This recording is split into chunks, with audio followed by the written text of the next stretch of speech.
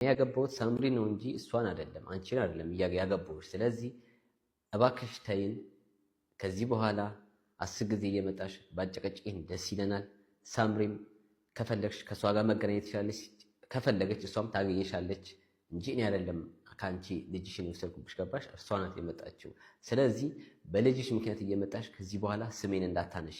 ህግ ያለበት ሀገር እየኖርን ስለሆነ ህግ ያለበት ሀገር ስለምንኖር ብትጠነቀቂ ይሻልሻል። አሁንም በድጋሚ አስጠነቅቅሻለሁ።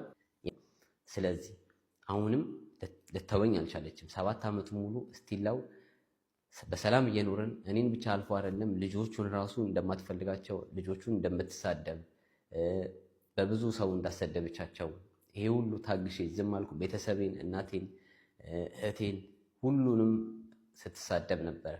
ይሄ ሁሉ በትዕግስት አልፌ ዝም ብያለሁ። አሁን